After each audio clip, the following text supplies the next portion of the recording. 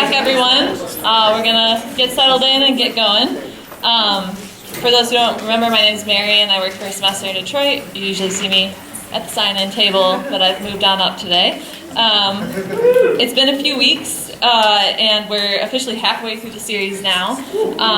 And the next 4 weeks are going to be straight through, so no more Tuesday night breaks. I hope to see you all at the next 4 sessions, because we've got a lot of good stuff still coming up. I do want to take a moment to welcome in the new season that's starting today. It's the first day of spring, and I think especially given that some of our readings, or our reading from the Riverwise magazine, was talking about connections to land and our common heritage through land, that it's really important to recognize what's happening with the land right now. And today being a significant day, and it being the first day of spring and the equinox. So I'm looking forward to days getting longer and seeing some more green in the world. I think probably most of you are on that same page. So I appreciate the woos. So tonight's theme is Living for the People's City, Getting the Message Out. And I'm going to let Stephen talk a little bit more about that theme. Thank you, Mary. And hello, everybody. Hello. So the title, as you can imagine, is inspired by the song, Stevie Wonder song we were just listening to, and adding the word peoples before city. And it's also, as Mary said, picking up on where we left off and continuing our examination of how people are imagining, envisioning, and creating different parts of the city and, in fact, a new city today. And we're doing that by looking at the anniversary of what? The 50th anniversary of the Kerner Report, which we've made reference to along the way. We haven't talked about a lot. In the last month, we've had 2 weeks where we've been off. The actual date of the 50th anniversary of the Kerner Report came, which was March 1st. So we didn't have a session that week. But has anyone noticed any media, any retrospectives or any programs that were commemorating or looking back at the 50th anniversary of the Kerner Report in these last few weeks? Yeah. Yeah? Where? Could you say quickly? The Ford Foundation had an event called Represent, which was looking at the lack of diversity in the media and how it has not improved since Kerner came out, despite the fact that it was a significant recommendation. Exactly. That was at the Wright Museum, right? And a couple days before that, one of the people involved was on WDET. So that was one of the, there have been a few different programs and ways of looking at the 50th anniversary. That was one of them. And let's remind ourselves or notice that framing. The framing is essentially, it's 50 years since the Kerner Report, which said that we have this problem with white racism, America moving towards two societies, which we talked about at the very beginning. That ridiculous statement that countries moving towards two societies, one black, separate and equal, one black, one white. But these retrospectives, these looking back, like the Ford Foundation program, take the view of asking the question, where are we now? What has changed or what has improved since then? And as you pointed out, one of the areas they looked at was the news media. So our investigation, our using the 50th anniversary as a launching off point, is not just saying if we can measure things better, but actually asking different questions that the Kerner Commission didn't even ask. For instance, their look at the news media, they were critical of the news media, appropriately so, for its lack of what we now call diversity. Then they would say they didn't have many Negroes in the newsroom. So they didn't have many black people who could even cover the rebellions. And they also, the Kerner Report, appropriately critiqued the mainstream news media for fanning the flames of racial discord. In other words, for maligning black people in news media before and after the report. So those things are important, but they're not all of the story of the question of media. So their recommendations were to integrate the news media, these news outlets, and to have more balanced media coverage in the mainstream media. Our focus today will be something different.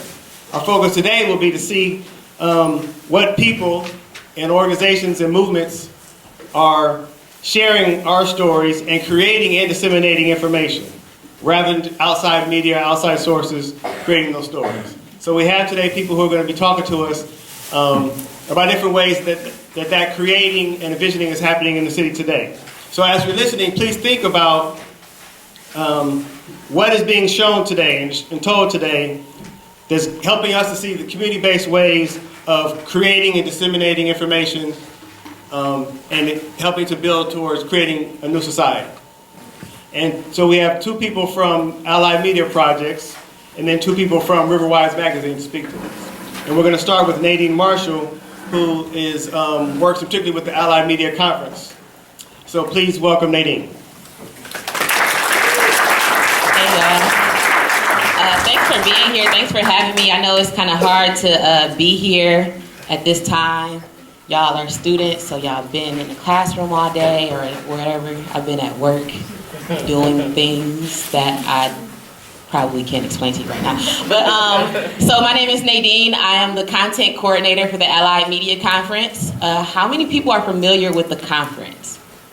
Oh, okay, June 14th through the 17th is the conference. Let's put it out there. So what I want to do first, and I know that like people have a particular like distaste for like activities and stuff, right? But I promise I won't make you like get up and like dance or anything like that. But what I want you to do is if you could like break into like small teams, right? Just in your area, and for like 2 minutes, just try to come up with your own definition of media-based organizing, okay? Something real quick. Go.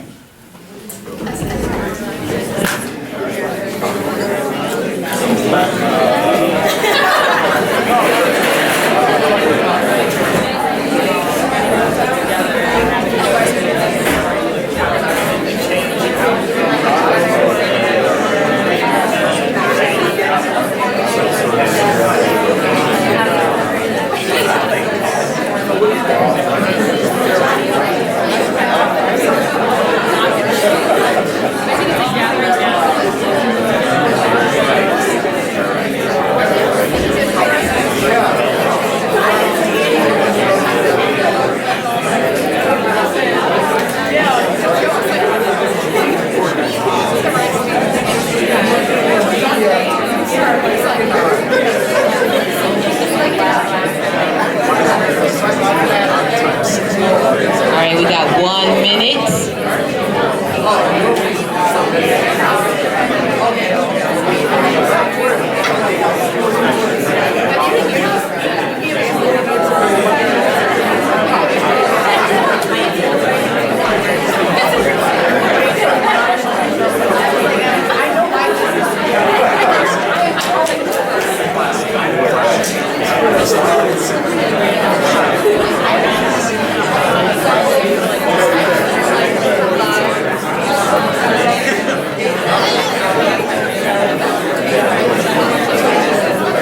Okay, cool, that's time.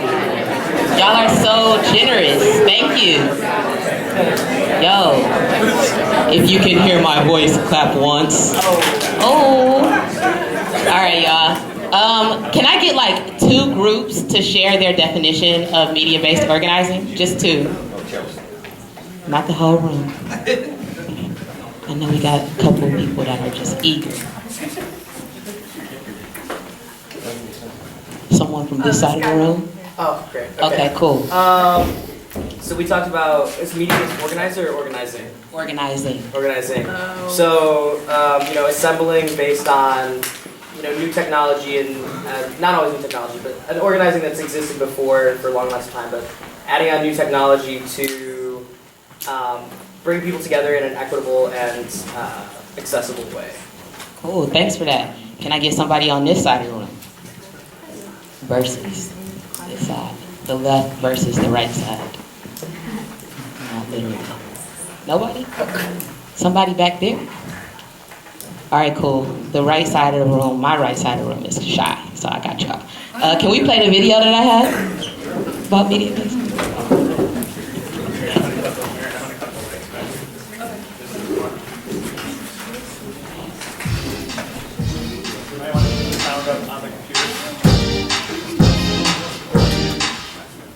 The thread that runs through the Allied Media Conference is media-based organizing. And the first part of that is really thinking about media as any way in which you communicate with the world. So that can look like your clothes, it can look like the way you write, it can look like coding, it can look like filmmaking, it can look like dance. The AMC is different from any other conference. What it essentially is a collaborative work experience. People come here, they train other people in basic techniques, they get together and actually imagine. Like a geeky, diverse, political, expressive arts conference. Allied Media Conference is the most crucial visionary space for media-based organizing cultural work across the intersections of many different movements, from prison justice, LGBTQ and trans work, two-spirit work, environmental and ecological justice. Basically, this is a space where you come to become transformed. I'm coming for like a radical imagination and creativity boost. I just love the atmosphere of openness. I just love that everyone is so willing to talk and everyone is so smart. The AMC happens in 3 major parts. The first part is on Thursday, where we have network gatherings, where groups, collectives, organizations get together and have a strategy session or a training or make media together. And then Friday, Saturday, and Sunday, we have tracks and practice spaces. There's tracks for educators, there's tracks for internet techiers, there's tracks for performers, there's tracks for visual artists, there's tracks for filmmakers, there's tracks for queer people, there's tracks for prison work. We have a youth track that allows young people to explore various aspects of media. We're going to present at the Making Makerspaces talk. And we're going to say how to make a makerspace. I'm 12. I'm 13. This is my 4th year. This is my 2nd. First year I got asked to come speak on a panel about the relationship of arts and prison, and I noticed that at the AMC there was no visual arts space. There was no track that was about visual arts, and so I hooked up with a couple other people and we made that happen the next year. And I think that's one of the really incredible things about the AMC is that going from being a presenter who's talking for 15 minutes to being fully immersed in the creation and the kind of like democratic process of creating the space. I came to the Allied Media Conference in 2009, and over time my involvement deepened and progressed. I was part of presenting a session the following year. The year after that was able to help coordinate a track. And then probably one of the coolest things that has ever happened to me in my life is being invited to be part of the Allied Media Project's Board of Directors. My connection to this space has just deepened and grown, and I love it so much. I really, in many ways, consider it a spiritual home. All of our roles at AMP as staff is to provide the infrastructure for this incredible amount of self-organizing. And it's so important to us that the organizing is decentralized in that way. It's an organizing space that is used to create really important policy change on media and technology. The AMC is a place where campaigns are launched, collaborations start, toolkits are designed, and books are released. Here at the AMC and in Detroit, talking about how you community build through events like parties, how you set community expectations around accountability, around safety, around inclusion, and not excluding people based on identities. All of these things are conversations we've been having with our lovely friends here in Detroit and at the AMC for many years. Taking media and using media as a platform to enhance social justice, I think it works hand in hand with what's happening in Detroit, because essentially we have been looking at resolving many things that many of the other places throughout the United States are just now beginning to look at. So it's kind of like we had a head start. To see the kind of transformative visionary organizing that's coming out of the relationship to place in Detroit helps me think a lot about how things are happening in San Francisco, in Oakland, in Berkeley, and how to organize related to that. I think coming here, when I get to learn about the struggles that people have been engaged in currently and in the past, and inspired by the continual commitment to the work and dreaming bigger than we can even imagine. I'm really happy this year to be bringing my son, who's 3, for the first time, and he's already having a blast, and I love the idea that we're also raising up our kids in this atmosphere. I gained so much from it that I can't help but want to come back and contribute. So if you're a hacker or a maker, a visionary, a technologist, an organizer, a media maker, a storyteller, then I really honestly can't imagine any other space on planet Earth that you would want to come other than AMC.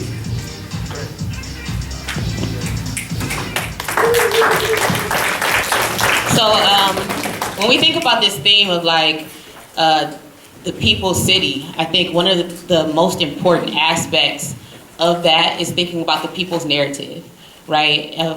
One of the things that we know through looking at the Kerner Commission report is that media narratives don't serve Black and brown folk. Like, that's just what it is. When we look at the city of Detroit and we understand that the majority of people living in the city of Detroit are Black and brown folk, we also come to know the harmful media narratives that exist, right? So every year at the conference, grassroots organizers, artists, technologists, educators are all looking at how do we use media to reclaim our own narratives, to also address challenges that are faced within the community, and how do we dismantle the systems that are already in place right now that aren't serving us, right? So the Allied Media Conference every year is looking at how media can be used to empower people of color and Black communities every year across the nation, right? And it's hosted every year in Detroit, which means that a lot of Detroiters come out and they are the ones that are leading the sessions on what it means to use media to organize around a specific challenge, right? I think I don't know if many of you are familiar with like the Free the Water campaign, right? Like that's a form of media-based organizing. When we think about what Riverwise is doing, that's media-based organizing. When we think about the stories that need to be told, it's about not waiting for a group of people that already have power to tell those stories. It's about giving other people, specifically Black and brown people, the tools to be able to tell their own stories, to build their own platforms, so that honestly we get the narratives that we know are true, and the narratives that we know need to exist in the world today. And I think that's why looking at the 50th anniversary of the Kerner Commission report in relation to like what the AMC is doing is so important. We see that 50 years ago they had an opportunity that they didn't really take hold of. So when we think about the vision of the Allied Media Conference, we think about how do you build this deep network of media-based organizers to address challenges in communities, to retell, not so much retell, but recreate the narratives that we know are true for Black and brown folk, and also like what does it mean to grassroots organize in this very specific way. So yeah, that's what I have to say about AMC, what we're looking forward to doing in Detroit, and why it's important for like people to have control of their narratives versus dominant institutions.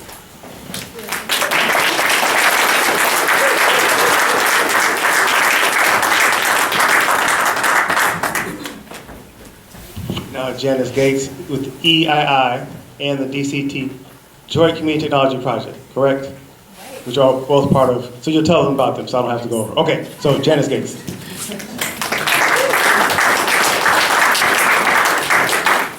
Thank you. Hey everybody. So my name is Janice and I'm the program coordinator for the Equitable Internet Initiative.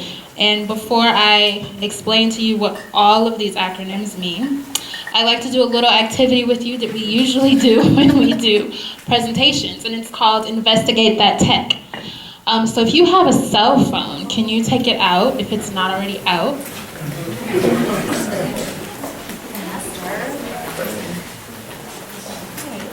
And we're just going to take a couple minutes and we're going to investigate this technology. So just as I ask you these questions, just shout out the answers and then we'll keep going. So when you're thinking about your cell phone, who owns your cell phone? AT&T. You do? AT&T, Verizon, Sprint. Yep, Verizon certainly owns mine based on that monthly bill. How are decisions made about your cell phone? Who knows how decisions are made? In a boardroom. Boardroom? Based on bottom line. Bottom line, president? Anybody else? Yeah. And then do you know who designs? Who designs your cell phone? Who designs the system, the hardware? Samsung? Apple? China? Korea? Bill Gates? Yeah. Yes. All right, now I know you own your cell phone, but who is this cell phone actually designed for? Everybody? The government, corporations, business. My son with a disability. Yes. Media. Now, who has the most access to this? Social media. Facebook. Social media. Facebook. So thinking about cell phones, who has the most access to a cell phone in general? The CIA, government. Rich people. NSA, national security. These are great answers. All right, who has the least access? Poor people? You? Seniors? Say that again? Rural areas? Yeah. Anyone else? So in Detroit, 40% of Detroit residents do not have access to the internet. And when you think about all the ways that you use your cell phone, the internet is a big part of that, right? Like you check your email, you go to Google. I know I ask Google and Siri every single thing. So yeah, 40% don't have access to the internet, and 60% don't have broadband access, so they don't even have dial-up. And then 30% of Detroiters are living below the federal poverty line. So the Equitable Internet Initiative takes all of these things into account. And this initiative was a pilot that was launched last year, and it's a project designed to give Detroiters the ability to leverage the digital technologies that they mostly don't have access to and use it for their social and economic development. And so the Equitable Internet Initiative, or EII as we call it because we just have so many acronyms, is actually a two-part program. So one of the primary parts is called the Digital Steward Program. And that's a program where we train neighborhood leaders, which can be anyone, it can be all of you, and we train them with the technical and community organizing skills to redistribute gigabit internet within their communities. Now, who knows what gigabit internet is? Think internet speed. How fast do you think gigabit is? It's really fast. Yeah, it's about, think 1,000 times faster than your current connection. That's how fast gigabit internet is. So prior to the EII project, gigabit internet was in Detroit. Guess where it was located? Quicken, yep. It was located in the 7.2 miles that make up downtown and midtown. So EII purchased some wholesale gigabit connections from a company located downtown, someone that we don't like to talk about, so I won't mention them. But they beamed these connections to 3 anchor organizations that we're working with. And we're working in 3 neighborhoods, so Southwest Detroit, and we're working with Grace in Action, Island View, and Church of the Messiah, located on the east side, and then the North End Woodward Community Coalition, located in the North End. So we trained 15 digital stewards. We put them through a 4-month program. They graduated, and then we hired 5 of them to build their own community wireless networks within their communities. So one of the things is, it was really important to us that the digital stewards we chose lived and worked within the community. And so right now they're working on wiring up 50 homes in each neighborhood, and we're gonna give them free internet. So these people, these residents who have no internet or cannot afford internet will now have super speed and really fast internet, right? And so we do this to help close the digital divide and the digital inequity that exists in this city. And then the second part of that program is called the Next Gen Apps program. And this is where we trained middle and high school students to build applications that would live on these networks. Right? So these networks, right now the applications are tracking primarily pollution and what the pollution is doing, especially within the Southwest neighborhoods and the North End, which has really high rates of asthma. And then on Island View on the east side, they're tracking the businesses, how they exist in the businesses that are being forced to close due to gentrification. And so the Equitable Internet Initiative is really primarily focused on community ownership and governance, right? So it's not gonna be a thing like your cell phone where you're using it, you have this access to it, but you don't really own it, you don't control, you don't have a say in how your data is used, you don't have a say in how the phone is used. With these networks, you're able to communicate with each other via internet and the intranet, which in the event of a political or a natural disaster, your community and your neighborhood will be able to communicate. Our sister organization, the Rise Network, is located in New York City. They also have a network similar to this, and that's how they communicated during the Hurricane Sandy.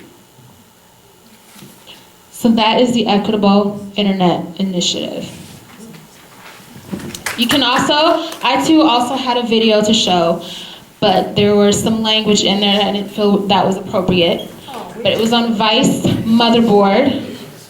The internet, I think it's at well over 1 million views now. Put it up. No, there's children. Children. It's also 12 minutes. So. It's already been shared with you. Oh, sweet, thank you. We saw that.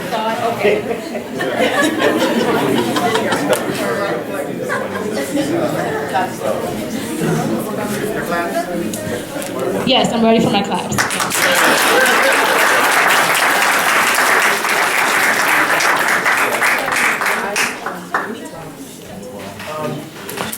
You side with them.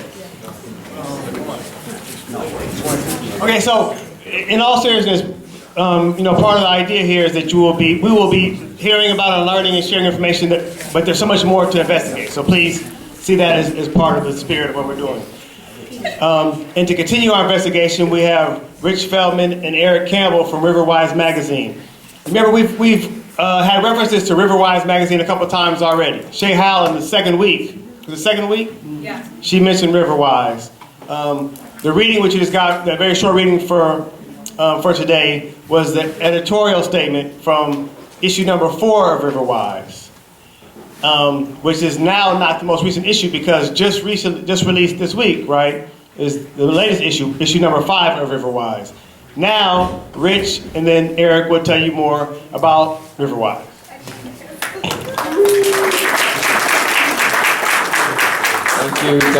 Thank you. So first I want to thank our AMP friends, because anybody who has not been to the AMP Allied Media Conference, if you do nothing else in 2018, go. You have never seen a coming together of people who transcend and make real meaning to the phrase, a community that excludes anyone is no community at all. And they do it in practice with over 2,000 folks. So my name is Rich Feldman, and I'm going to talk sort of a little history about how we got to Riverwise, and then Eric will talk about Riverwise because that's really what he does. And I want to start with, well, I'll be very quick, I promise. I got 4.5 minutes left. You're good. I got 4 minutes. You're good. Take a breath. 50 years ago, I moved from Brooklyn, New York to go to school in Ann Arbor, Michigan. 50 years ago. And I started out thinking I was going to be a doctor or a lawyer, and ended up making a commitment to make a revolution in the United States.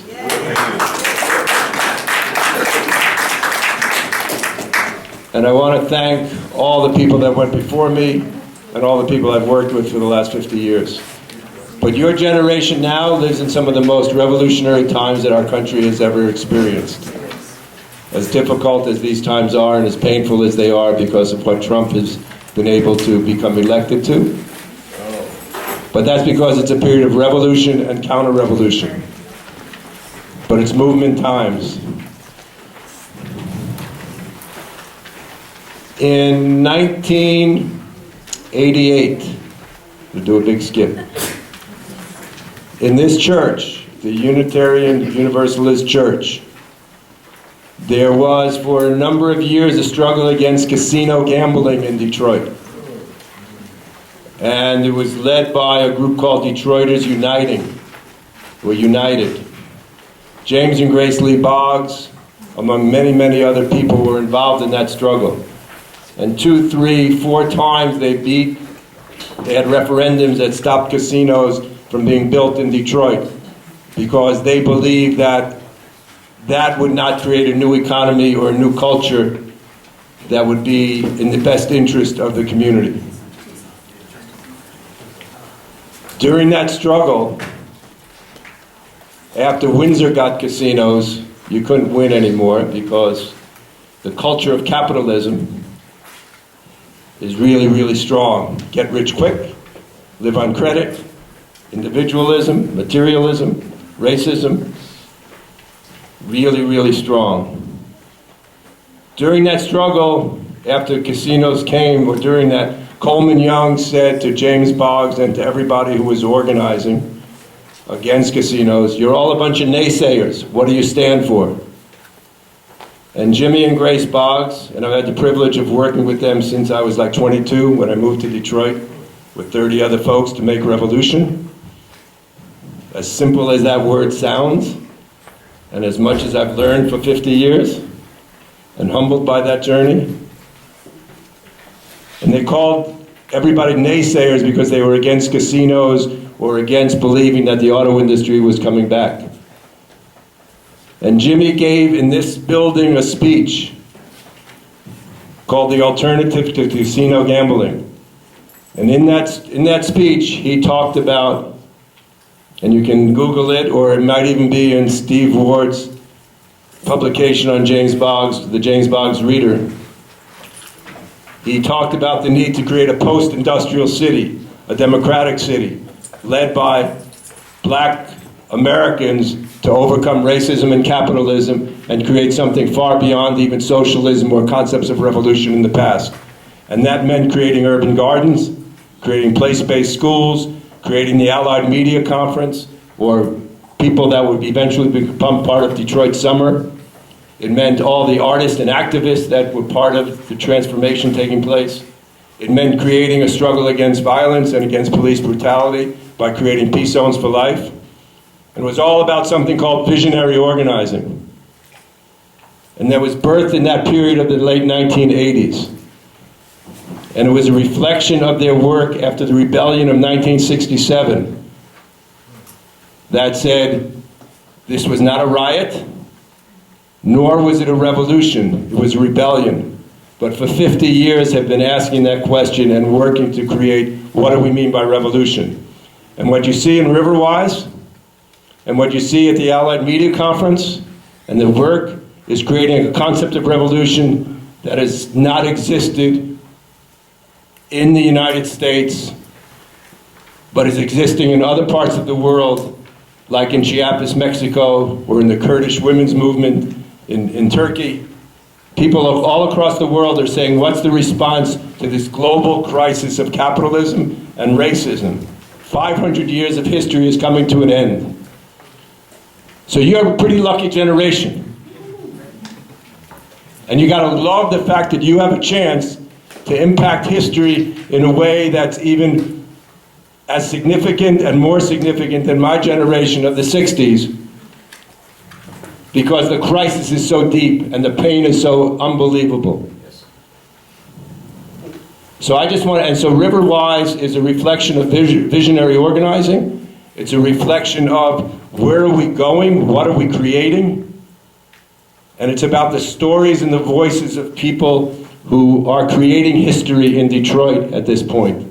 And that was the motivation to begin to put it out about a year and a half ago, because we were at the point that after 50 years since the rebellion, people across Detroit were creating thousands of people involved in urban gardens, different kinds of education, the freedom schooling movement in Detroit. We're creating unbelievable artist activities, and the list goes on and on. So Riverwise is an attempt to go from emergence of what's happening very locally and in people's spirit, and to go towards something called convergence. And with that, I'll turn it over to Eric.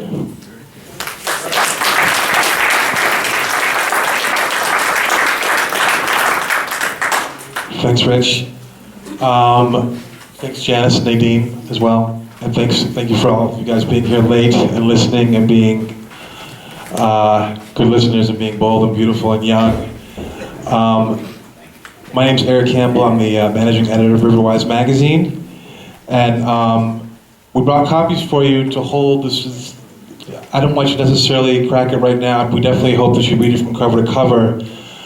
But the importance of us starting with a print, we do have a web presence, but one of the important things about us starting with a print magazine was to be able to put it in people's hands and say, hey, look them in the eye. And this is kind of our way of, we were talking about media-based organizing. We're using a more traditional media concept, but the organizing portion of that, we hope that we're advancing that concept. So we started with the print issue. Riverwise started about a year ago. February 2017 was our first issue. You're holding our 5th quarterly issue. We publish as a quarterly. We did one special issue on the '67 rebellion to hopefully be part of that conversation that was going on and is still going on. And we've also done 2 abridged issues in Spanish, and we hope to do some stuff in Arabic as well this year. So the media-based organizing starts for us with the print issue, and it goes from there. It's been a very organic process, which is something that we talked about in the very beginning. We always talked about having conversations such as this one as part of the magazine's mission and as part of becoming as much of a community magazine as we could. This magazine starts by highlighting some of the tons of amazing visionary work that's going on in Detroit City and other metropolitan areas. Of course, we're focusing on Detroit. Highlighting those and bringing them together into one space so we can take a look at this emergence of activity, as Rich said, and look at it as it converges into something much, much bigger. Out of that concept, the next idea after the magazine was the conversations. So the conversations, we're holding a series of conversations which we invite everyone to attend. And the conversations, as I mentioned, are a part of getting feedback from people, giving us story ideas, and creating channels of communication that go back and forth. So we're not just a producer-consumer relationship. We go beyond that. We want this magazine to be owned by the community as much as that's possible. Out of these conversations emerged, now we're working on some writing workshops because we realized early on that our most dynamic presentations came from folks that were telling their own stories in their own words. So we worked in the very beginning to facilitate that with people that weren't necessarily prone to writing. We did things like quick Q&As. We encourage people to send us art and poetry, and finding new ways for people to express themselves in the magazine. But out of those conversations, we realized that there was a need and a need in the communities for increased capacity around writing stories. So we've created this writing workshop that we're doing a series of around town now. And so I just want to point out the organic way in which Riverwise has kind of developed. I'm kind of condensing a lot into a short amount of time, but what's been amazing is that starting out with the mission of being part of the community has led us in a certain direction that's widened the expanse of our coverage and provided a more intimate coverage of all these amazing things that are going on in Detroit. So that's where we're at now. What you have in your hand is the 5th quarterly issue, and we've tried to stick to a theme throughout each issue. It kind of escapes us to some extent by the time we get to the point of publication. But we're working on some heavy themes and some ideas, along with people's own ideas and words about the work they're doing in the city. I wanted to mention, just try to make a connection with the Kerner Commission report. I wrote for the Michigan Citizen newspaper between 2006 and 2012. During that period of time, we celebrated the 40th anniversary of the '67 Rebellion, and we ran a 9, maybe a 10-part series that was curated by a local historian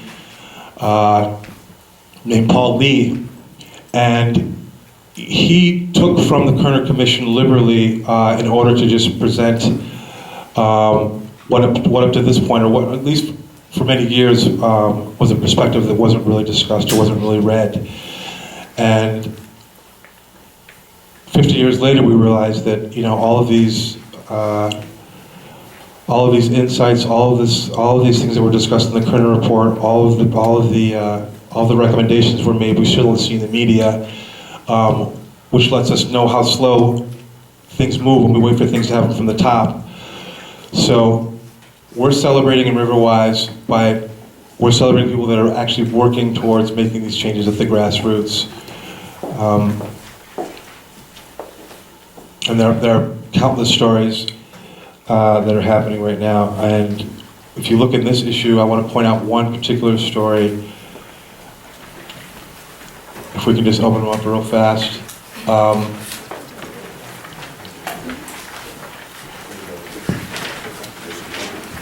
Let's look at the center real fast, because we've been trying to do something a little more visual with our centerfold. And up to this point, up until this issue, we were doing something that we called Sacred Sites, which sort of took a more visual, geographical look at some of these issues that we were covering in the magazine.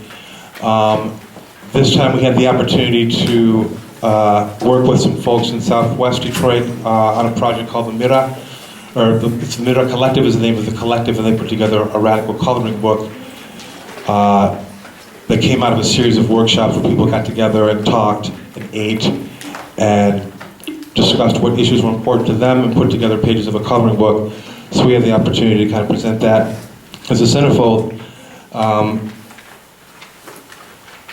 And this is one of the ways, again, where we're looking for not just the copy or the article, but also the pictures in whatever form we can get them. So some of these issues can come out in different forms, and people can look at them in different perspectives.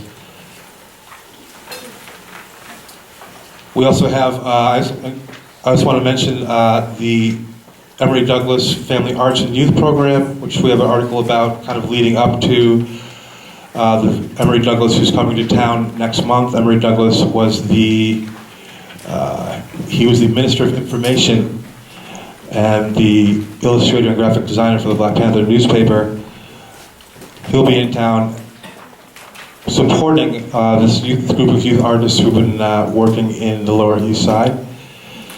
So again, we're trying to make these connections to different ways in the magazine. Some themes will come out. If you go from cover to cover, there's a couple of themes that will come out visually and through the articles as well. So we hope you enjoy it.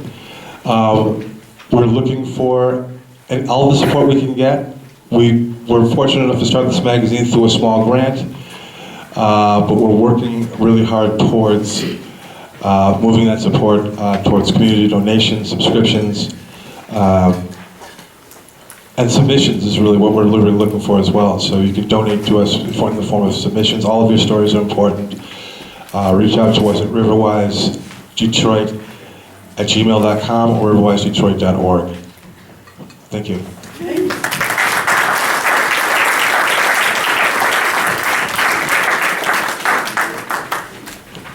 All right, can we just give another hand for all of our panelists?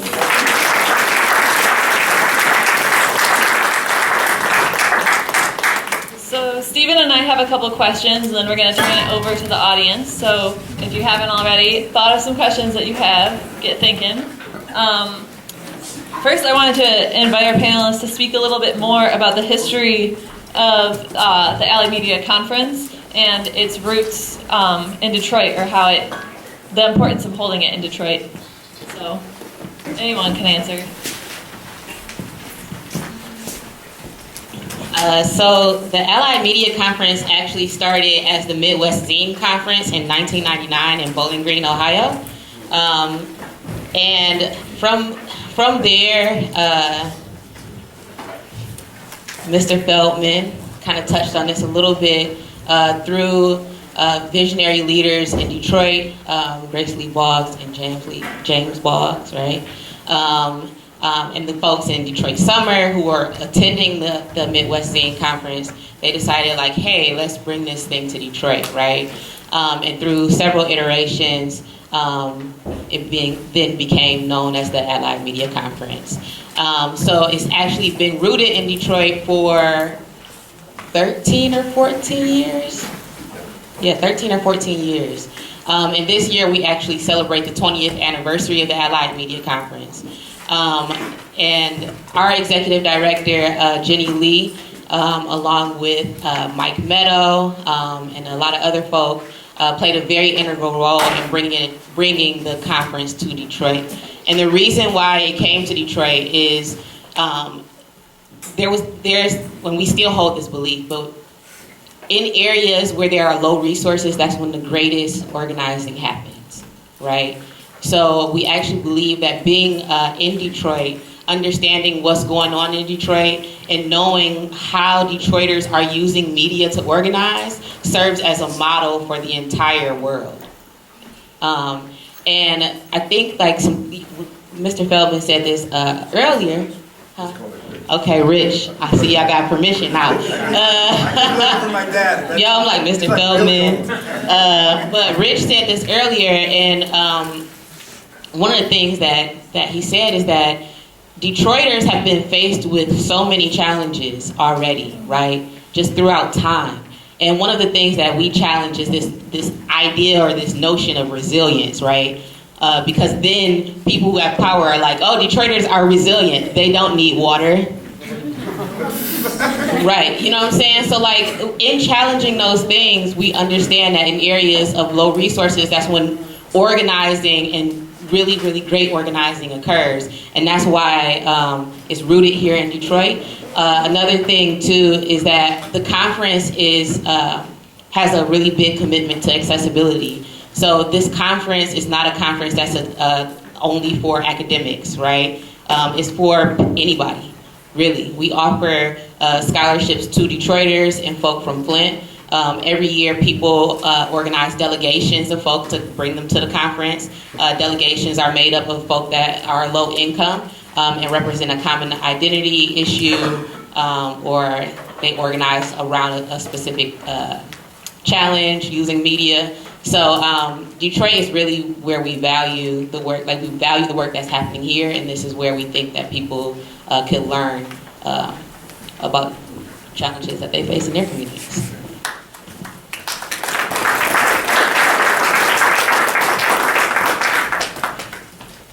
And then I also had a question for Janice about kind of balancing, so you said you purchased the Giganet wholesale from He Who Must Not Be Named, and doing something really rad, like community-based media, which we're talking about today, doing something with that you got from kind of, I guess, a very controversial source. So how do you balance that as an organization, or how do you think about that even personally?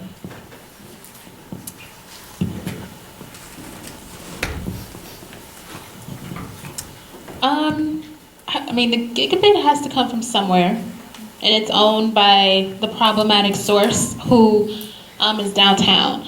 But the way we balance that is we feel that Detroiters, whether or not they can afford to pay between the $60 and $90 a month that it may cost for high-speed internet, we believe within the Detroit Community Technology Project that every Detroiter deserves to have access to the internet.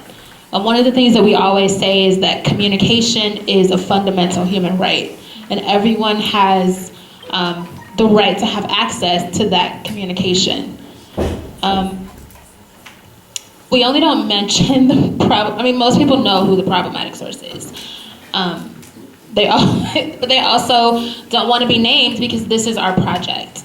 This is what we're trying to do for Detroit residents. And the things that we really want to highlight is that this project is about relationships, it's about community, it's about community ownership and community governance. So it's really not important or relevant who the wholesale gigabit connection comes from. What's really important are the neighborhoods and the digital stewards building this internet and bringing the internet to those who cannot afford it, who have never had it. There's senior citizens in the Island View neighborhood who have never had the internet. And to hear the digital stewards tell it, like, that's one of the hardest things, is to teach them, like, how to start using the internet because they've never had it. They never knew that they could have it, and they never saw it as an option because they could never afford it. Yeah, I think it's a critical question to look at what AMP is doing as creating power in the community. When folks think about movement building, you have this memory of thousands of people in the streets, and somehow there's massive demonstrations, and then maybe in a country there's a military movement that overthrows the government and creates a revolution. What we know living 50 years after that movement and the revolutionary period of the 60s is that we have to create power in the communities first. And that means we have to be engaged in creating these healthy human beings that have the power to express their voice in any way and every way we can, whether it's from figuring out how to get water, to communication, to food.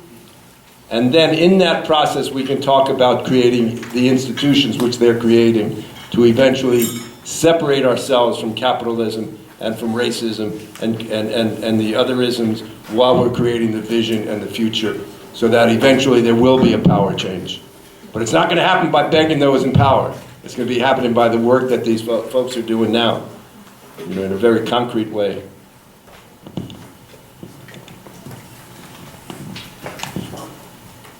Is there anything that, well, first let me ask, what thoughts? Are there any thoughts that are emerging for any of you that anyone would like to share, to offer?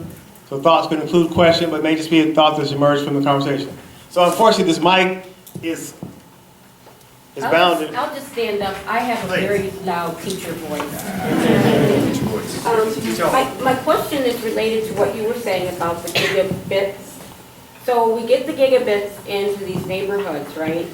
How do we then educate people, to lose their fear of the internet, to know how to use the internet? Where do you go to use the internet? How do you get the equipment to use the internet? How does that take place? As if you want to be a part of the net, as if you wanted to be a part of the network? Well, I'm thinking that the network is for the people in that area, correct? Yes. And I know that there's probably many people in that area, they may see a commercial and it says, dial up allpeople.org or something. They don't know what .org means. Yeah. How do you educate people, and vice versa, it could be, babies.org or whatever it is, But they don't know what that means. So how do you educate people once they get the gigabits in the neighborhood? Yeah. So the first thing I want to say is that in each of the 3 neighborhoods, prior to the stewards going out and installing, they did a survey of mostly the entire community, and they did an internet access survey to see where there was the most concentration of no access within the community. So that's how we decided the 50 homes. What we're hoping for in 2019 and 2020 is to scale that and expand the networks within the 3 neighborhoods that we're already in. But the way that we educate the people that are on the networks and the people that might want to be part of the networks in the future is the digital stewards are hosting what's called tech talks and tech workshops, within each of the communities. And they start with things like how to use the internet in general, how to set up an email, how to set up a social media account. We also have things called discotheques, and they're discovering technology fairs. And they've been hosting those, it precedes my time at Allied Media, and they've been hosting those for years, and they've been hosting those in various communities. I think they've done one at the Bog Center. Yes, and the purpose of those discotheques are specifically to demystify technology, and everyone in the community is invited. There are tons of stations about data, security, how to create a strong password, how to set up an email, how to set up a social media account, and then just to teach you how to surf the web in general. But it's also accessible to people who, not everybody wants to use the internet. And so we also make it accessible to those who don't have access and who also might not be able to be a part of the network this time around. Permit to that question. In 2014, Island View, the Field Street Block Club set up a pilot mesh net.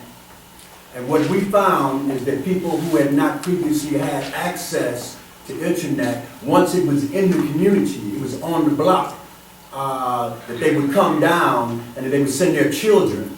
And so this exposure is just very important. Accessibility. It's not like even us elders, right? I have a difficult time with computers, but exposure is the important thing. And so I applaud the effort to get it into our communities. Free internet was really important in the organizing that we did in the Island View area and mobilizing the entire east side. It was it was spectacular for people to say, what, we the only black folks in Detroit with free internet, 2 blocks. And we just, broadcasted this. So I hope that helps to respond to your question. We need to get access into the homes in the cities, into the rural areas, into the mountains, into the jungles. We need to get internet so that we can communicate, so that our young people can find each other and fix this shit.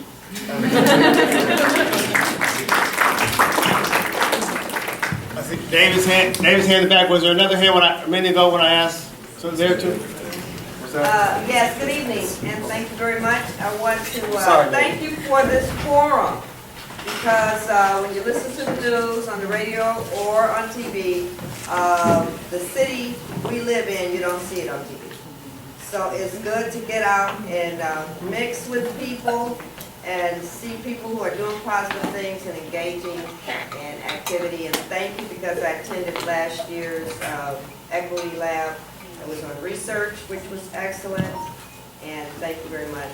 And also I want to make sure that everybody turns to page 26 and read that article. I wrote it. It's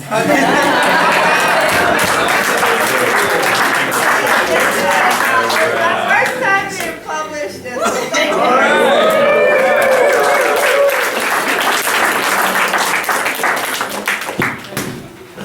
I want to make one dorky clarification. Henry Douglas was a minister of culture. I think, he's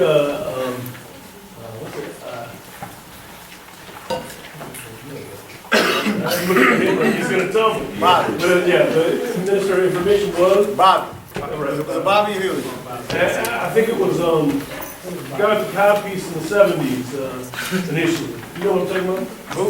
Could you clarify what you're referring to? Wait, nobody knows. Give us the first paragraph of your conversation first. No, sorry. Skip right There was an announcement about Emory Douglas' visit. Emory Douglas was an artist and the Minister of Culture at the Black Panther Party. But he was just identified as Minister of Information, so now David's trying to recall who actually was. The more important point I had is on this notion of, we're talking about media ownership. Yes. And Riverwise is talking about wanting to go from kind of like the grant money, the seed money you got to get out of the ground, to more kind of community ownership of the project. Could you talk a little bit about the significance of that shift to like the future of the organ? Yeah, Thanks for the question. Well, you know, we're certainly not the only ones right now. We're trying to walk that line, and I don't know if it's a matter of freeing yourselves from the grant cycle, but you know, it wasn't very long before, and it was discussed from the very beginning that, you know, if we were to be a true community magazine, I mean, the funding is perhaps part of that. So certainly up to this point, you know, we've survived mostly on grant funding, but it's just something that we're looking at as far as our long-term vision. We started putting, so I should mention, first of all, Riverwise is a free magazine. Actually, that should be mentioned as well. So the idea behind it being a free magazine was we had the opportunity to do it, number one. Number two, access was very important. We felt like keeping the magazine free gave us more leverage as far as where we could put it. We could be a little bit more agile with our distribution strategy. So we had the opportunity to do that, and that's what we're doing. We're keeping it free. The third quarterly issue, I think, is when we introduced the subscription envelope in the magazine, and since then we've slowly built up a list of subscribers to the magazine who are subscribing on a yearly basis. And so we want to keep moving in that direction. We're asking for, we're asking for donations, of course, and it's not a matter of necessarily getting away from the grant world, although we do see how that kind of keeps us in our lanes. But part of the next, to me personally, part of the next iteration of this magazine, what we're trying to do is to build relationships amongst the folks that we're featuring, including ourselves. So we want to have the freedom and the time to do that. So in that spirit, Eric and I get an honorarium to speak for Riverwise from U of M. We will donate it to Riverwise. So that would mean these magazines cost almost 85 cents a piece, right? More than that. It says $1. It's going up. Okay. So getting to that place where it's sustainable is a challenge, and it's part of the journey.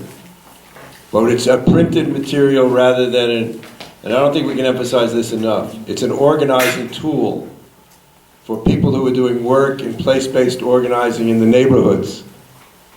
Right? So in Island View, along with all the work with the digital mesh network that's going on, to have people reading about solidarity and solar power, and the other article in here from Can Arts and Carlos Nielbach about windmills, in a different form of energy, creates a different kind of a purpose for a magazine. It's not just about the articles, right? It's about the relationship between how we're creating a different kind of world. The other thing I just want to add quickly that we haven't spent any time with, and why this is such an important period in human history, is while we're pretty clear on understanding the significance of these things, we're just beginning to understand the third digital revolution and the fourth industrial revolution, where anything you can think and imagine can now be built.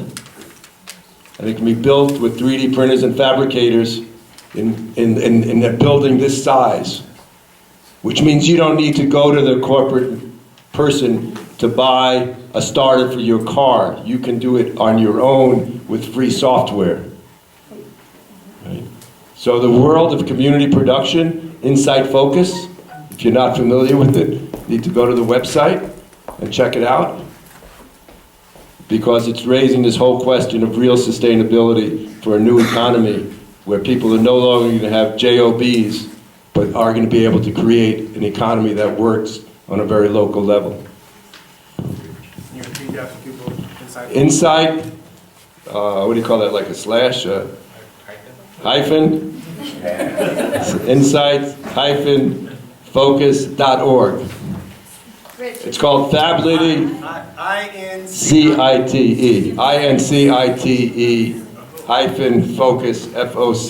-focus.org. Go to Fab City, Fab Lab movements globally, because that's what Detroit is providing leadership to, just like the Allied Media is doing it around the kind of organizing they're doing. And that's why Detroit matters to the rest of the world.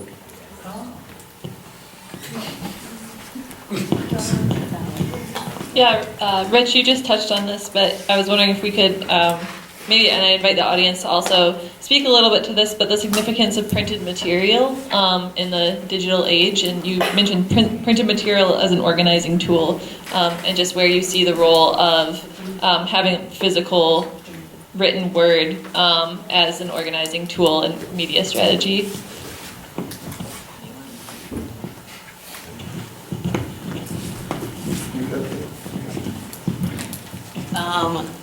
I know that this is probably like a Riverwise question, but one of the things that we're noticing is that in use of the internet, in use of like social media, algorithms exist, right? And we know that algorithms are used to control what it is that you see, right? So if I'm trying to organize something to speak out against an injustice that's going on in my community, how many people are going to see that on Facebook?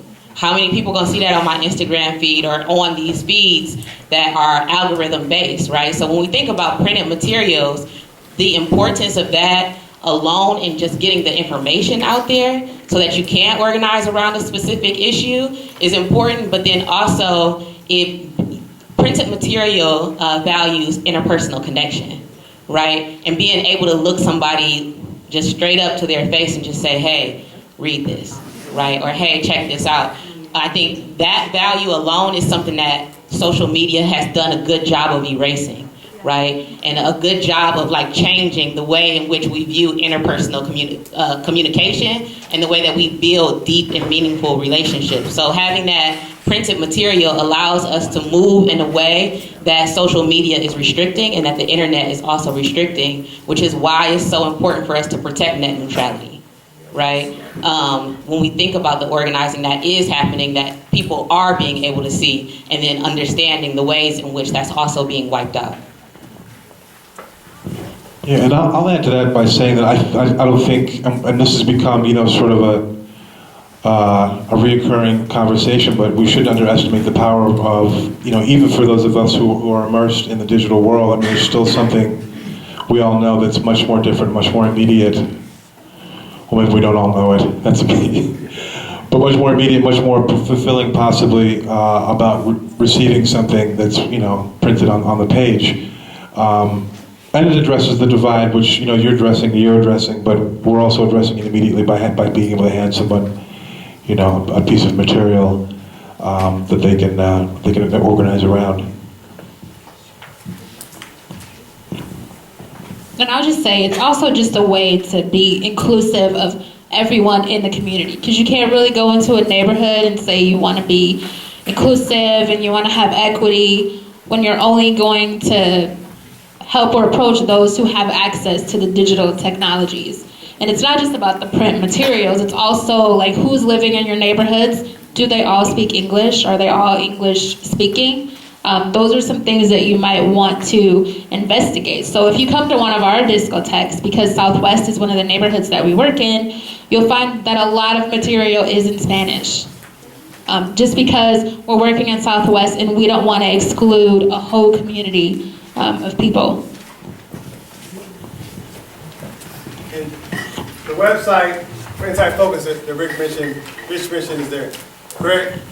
Yeah, I have a question that I'm trying to formulate, so bear with me for like 10 seconds.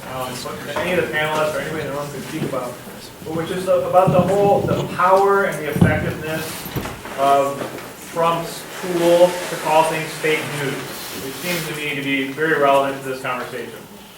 And what I'm struggling with is, as much as I believe that it's relatively easy for probably many of us in this room and many people we know to kind of like just dismiss this as, oh, that's just Trump.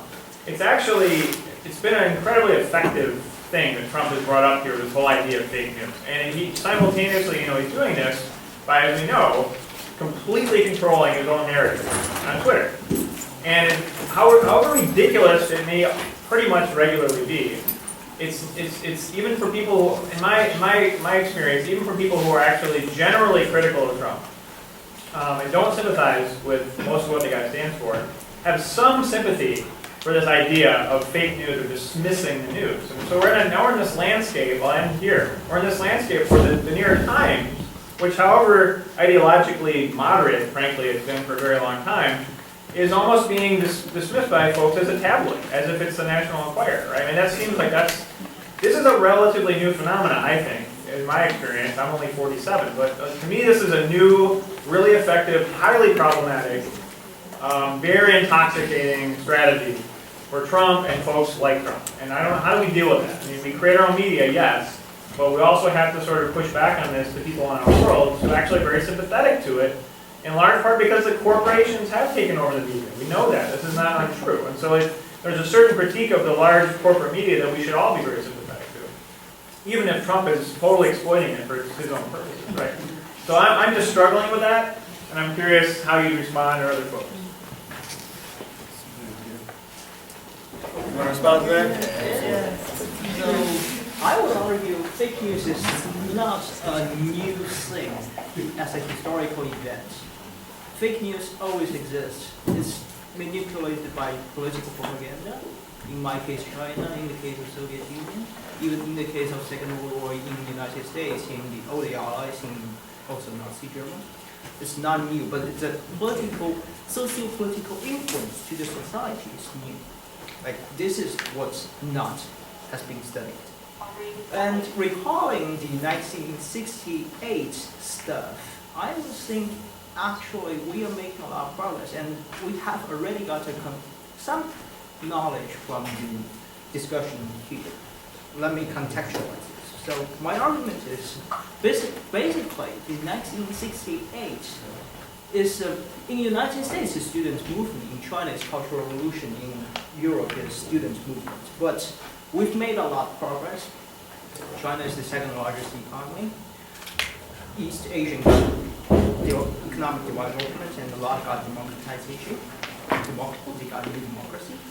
And now, I would argue this kind of developments have, to a great extent, can be traced back to the successful education to the people. Because all the East Asian countries got a very successful labor force.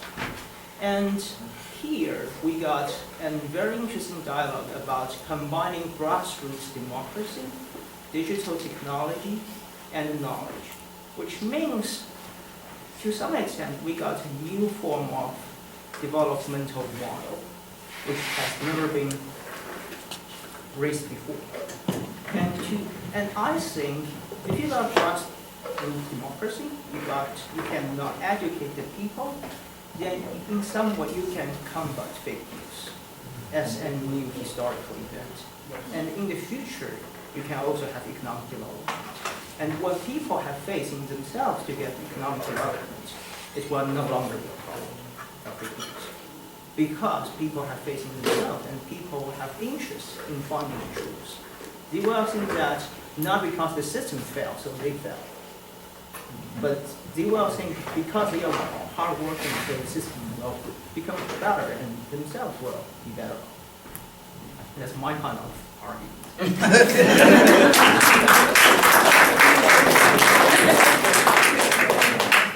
I'd like to know what you're clapping for. What did you agree with?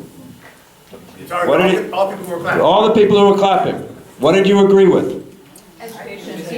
I want to hear. Education? Yes. Grassroots, the new model, the combination of the grassroots protesting and democracy at the grassroots level, and eventually leading to developing your own economic means. So he said, he gave a notion of progress in that statement too. Right, economic, yeah, there was an economic component in that. Well, what I'm asking is, do we want to accept that without any clarification, that notion of progress? He decided China is making progress since then in this 50 years. But I want to know if is that unquestioned, or by what measure do we mean by progress? And even if progress is by economic development, if that is a desirable goal. In fact, I think it's been the inverse of a lot of what we're trying to challenge. Okay, but Nadine, you said you wanted to. Okay.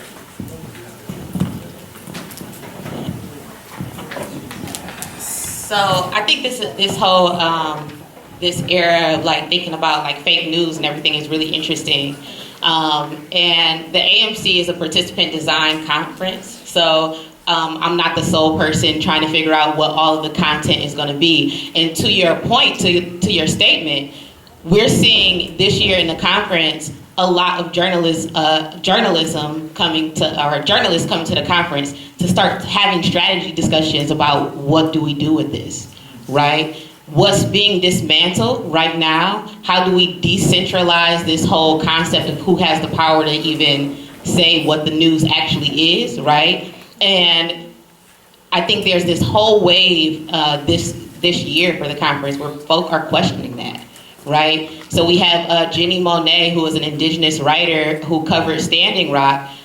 She also spoke on one of our plenaries last year at the conference. She's organizing a whole track called Indigenous Media Rising, right? And how do we combat these narratives, but also how do we ensure that people are educated on what's going on in this whole sphere of democracy, right? In this whole sphere of gentrification, in this whole sphere of like plunder of land and resources from people, right? So I think what we're seeing when we think about like this whole fake news thing is it's a dismantling of a whole system that's happening, right? So how uncomfortable do we get in that dismantling before we get to progress, right? Who gets sacrificed in that situation before we get to progress? One of the things that we know is that through social media, because we read everything so quick, if you look at like news outlets right now, they're giving you bullet pointed information. People not even reading like a whole article on the news or on what's going on. They're giving it to you. Here's 3 bullet points of what you need to know. But who has the power to say that those are the 3 things you need to know, right? Who can clarify the truth in those things? Who has the power to call something truth, right? So, and that's not to discount this whole the whole fake news thing. I think what's going on right now. I personally choose to laugh at it because it's so sad. But it's also a dismantling of a system that's occurring. So my thing is, how do we take grassroots media makers, right? How do we let them tell their own stories and tell the truth that exists that's not being shared? And how do we create, I don't know if it's creating new systems, but what's being dismantled so that we can have something or take greater steps towards that progress? So I kind of have a thought on that, if I may share. Yes, please. Stand up. You stand up. Yeah. So even a legitimate news outlet that's offering a decidedly slanted or, has intentions behind it take on something can be as dangerous as fake news. See, a lot of times regional and local news outlets serve a purpose, and that purpose is to corroborate the intentions of the municipal government, which is part of a pro-growth, pro-economic growth coalition. And their job is to make the average reader, the average resident of the metropolitan area believe that positive economic growth is inextricably bound to good things happening. Nobody gets left behind in this process. So I think that we have to educate consumers of media, because even, you can read a news outlet with the bias that they have in mind and challenge it as you read it, and I think how, those critical reading skills are important to pass on to consumers of media and readers and young folks, especially in like K-12 education in this era when it might be hard to discern what's really, news and what's not popping up on the screen all the time, So yeah, I think it's just like educating people on how to critically read things and realize like they're trying to get you to, believe in this intention here, but that's not what's going on. Agreed. I'll leave it here, and then Rick also wants to say Do you mind if I digress just slightly, not too far? Go ahead, digress. Okay. So we've been talking like a lot about like cooperatives and grassroots like community-based ventures, right? Like building services, specifically like urban farms, like the like media collectives, whatnot, right? Like finding alternatives to fill our needs away from like the big kind of powers that be, right? And I'm a fan of all that, but it seems like they're extremely vulnerable from outside attack, right? Like that any like really serious push, like if they're like feel threatened, right? Like if Dan Gilbert or Citibank or somebody who runs emergency management says like we got to put the clamps on this, that they can, and that there's not too much that these institutions can do about it. At least just like from what I've seen. So I'm wondering, like, what are some of the mechanisms that people have thought about, if they've thought about that? What are they? What are their prospects for surviving, like, actual, like, any kind of sustained attack, assuming that they present any real threat to the powers that be in the power system? So. Was your comment going to speak to that part? I can. Would love to speak to that. Okay. Well, speak to But that. somebody else. Did you want to jump in? No, I cede the floor. Please. It's good. Before I back to you after. Okay, so two quotes are really important in my life that I learned because I've worked the privilege of working with Jimmy and Grace Boggs. One is that we need to create critical connections and build the relationships as the basis of creating a new kind of democracy. Because the representative democracy that this government does has no control over multinational capitalism. And that we need to move from growing our economy to growing our souls. So my friend here who talked about China making progress, a quick examination of that progress. In Africa right now, China just got Kenya to build a coal-burning factory. If we think Africa has been through hell and high water for 400 years, we ain't seen nothing yet because of what China and the US are going to do as they fight for the remaining resources. Because we're thinking about growth in terms of economics. And this goes back to the Kerner Commission report. Because the failure of the Kerner Commission was twofold. It failed to relate capitalism and racism together. It said somehow if we uplift black folks into the American dream, we can live happily ever after. But that meant 5% of the world's population using 24% of the world's resources. This is your generation's journey, right? And it also said that it didn't have to challenge white folks to change.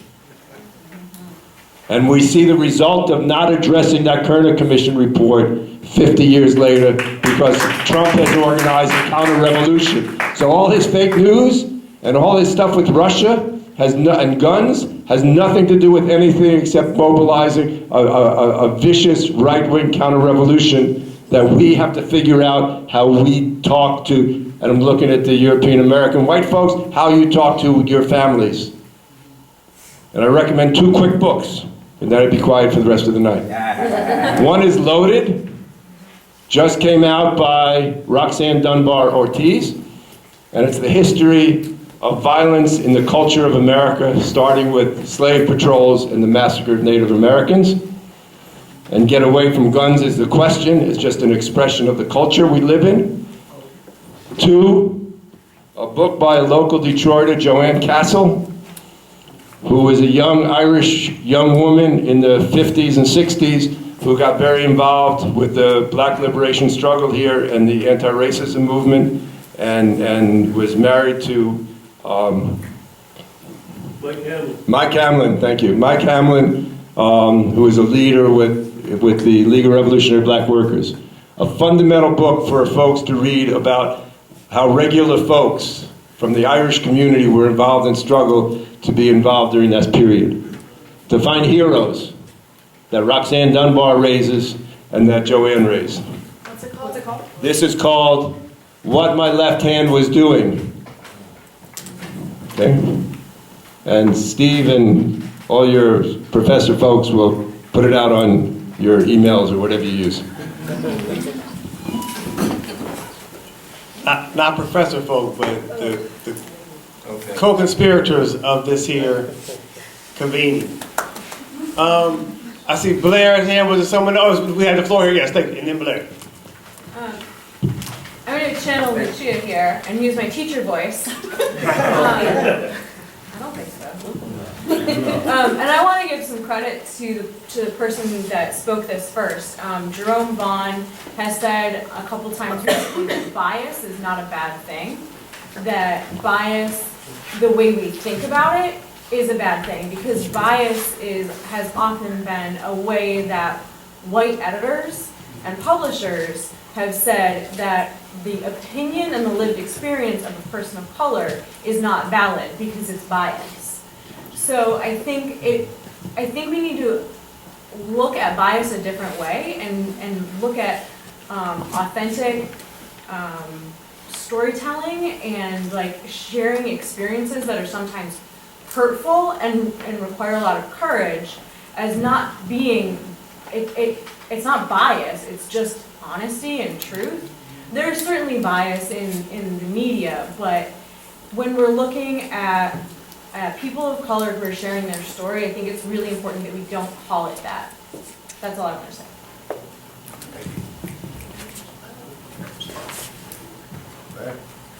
What up, though? How y'all doing? You down. How many activists we got in here? Can I see some hands?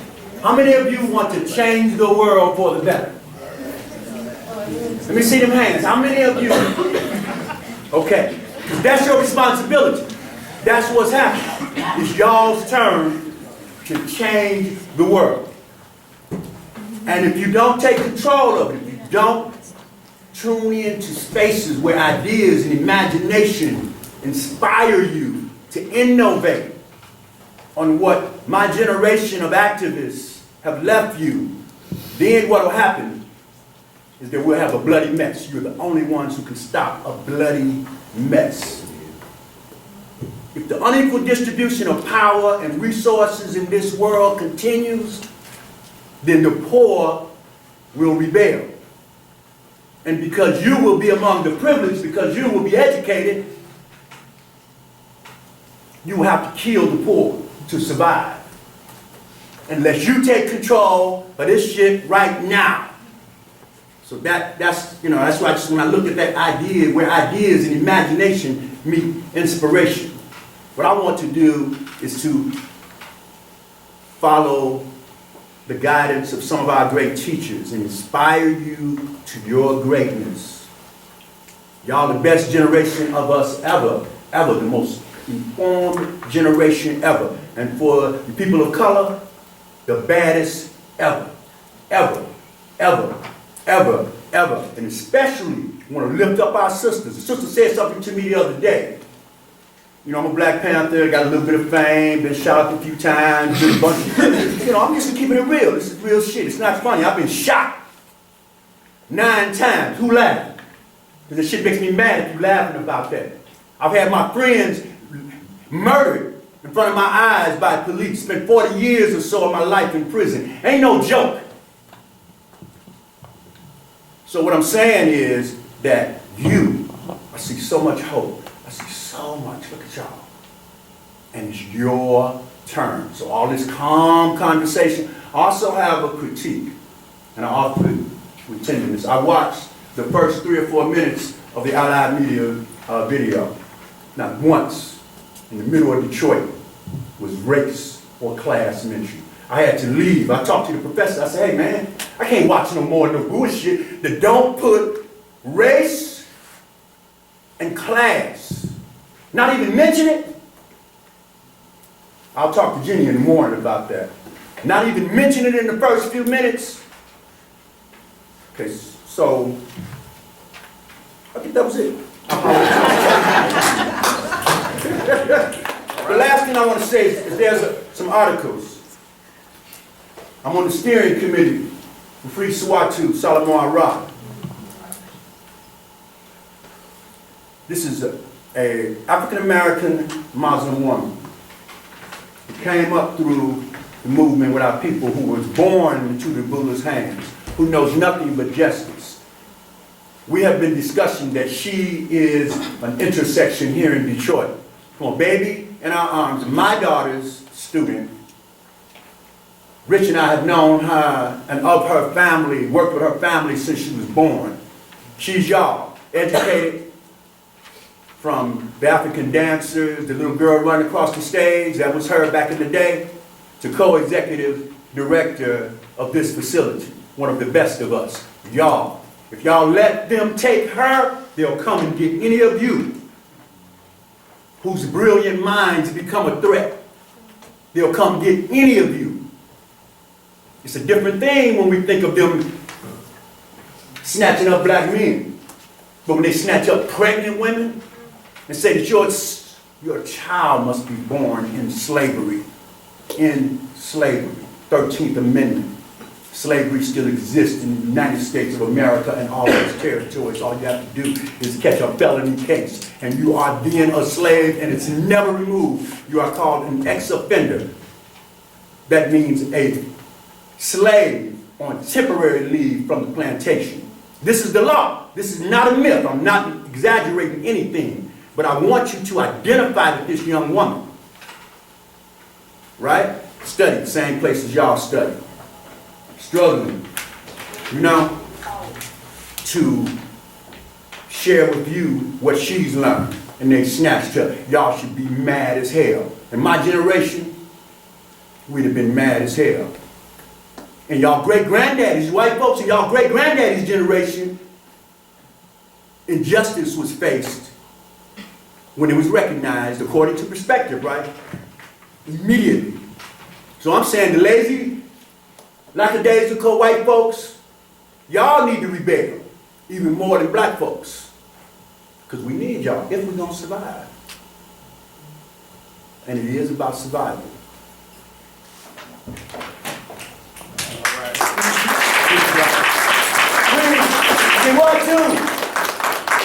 Free Sawatu. Can I get somebody to join me in that? Free Sawatu. Free Sawatu. Free Sawatu. A 5-month pregnant woman with an unloaded gun trying to defend herself. Y'all need to look at that and act on that. Thank you. All right, and do we have stuff on the website? We mentioned Sawatu's case the last two sessions, so please know that what he's talking about, they're talking about is what Eliza told us about the last 2 sessions. So there's ways to follow up to be involved with Sawatu's case. We have about 5 minutes. So I want to see another comment here, and then give all of our couch participants a chance to give a final word.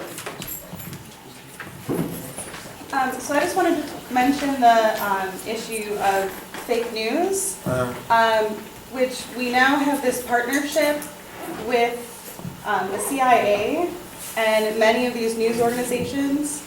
There's a lot of people who have worked for the CIA who are now pundits on some of these mass media platforms, like MSNBC and CNN. The Washington Post has a partnership with the CIA. And so there is an issue of fake news, and even Edward Snowden did not go to New York Times because they sat on some of the problems that came on with the Iraq War.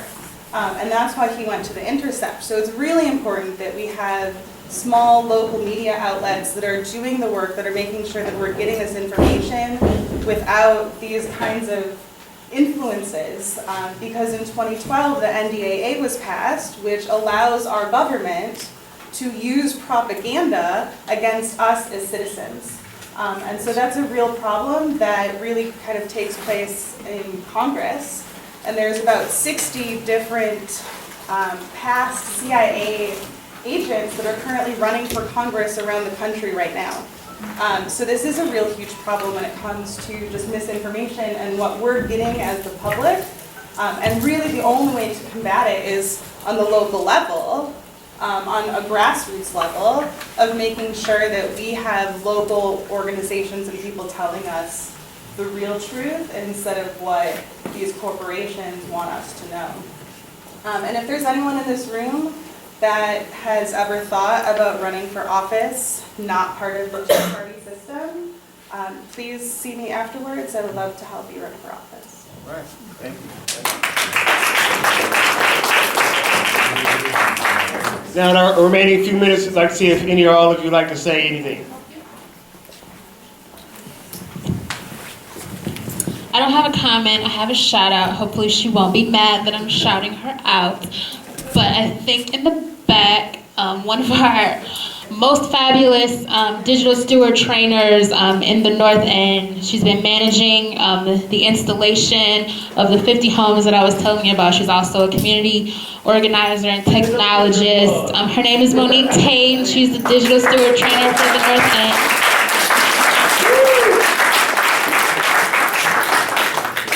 Just wanted to shout her out. I just want to say simply that we should keep in mind that it's in the marginalized communities where some of the most creative, sustainable, energetic solutions are being created, and we should make sure we keep our eyes on those spaces, as the mainstream media can't and won't. And I also want to say that I really would like to invite everyone to submit a story, submit some thoughts. Just reach out after you look at the magazine. Let us know how you feel about it, what you'd like to see, what you don't see, and those will be read and considered. Thank you.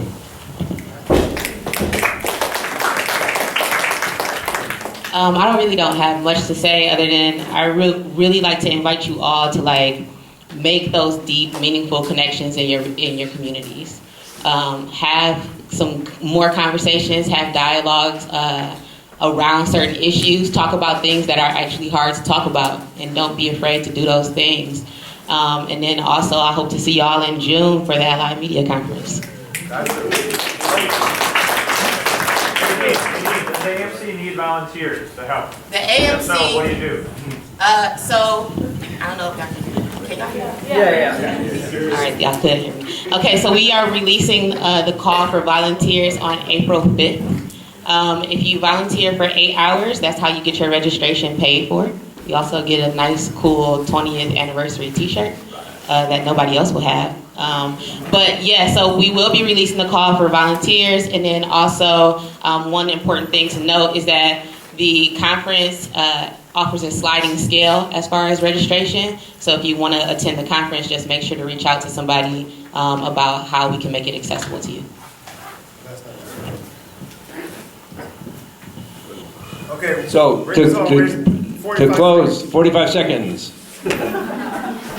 Martin Luther King, through the civil rights and the Southern freedom movement, took the veil off of America to begin to say we could create a new nation dealing with racism and the evil triplets of materialism and militarism. Donald Trump has taken off the veil again for America. But if we live in Michigan, that veil was taken off with the emergency manager and the bankruptcy. You didn't need Donald Trump. You just need to examine what took place here. And if this was a third world country, the emergency manager would have been a coup d'etat, and the bankruptcy would have been an IMF takeover. But we're so hung up on legal garbage in America that we fail to call it for what it really was. So until we identify the moment in which we live, which is an amazing movement moment that each of you is so precious to contribute to creating the future of a nation that has not yet been born or existed. Thank you. Thank everyone. And to all of us. So we'll see you here next week. Right now, we're going to close out. Please let's help out, help clean the area. So I want you to do something for me, please. On the count of 3, say, "We got you," Ed, real loud, okay? We got you, Ed. 1, 2, 3. We got you, Ed. So now we told them, let's show up. So everyone, please fold up your chair and put it on the wall. Put it to the side.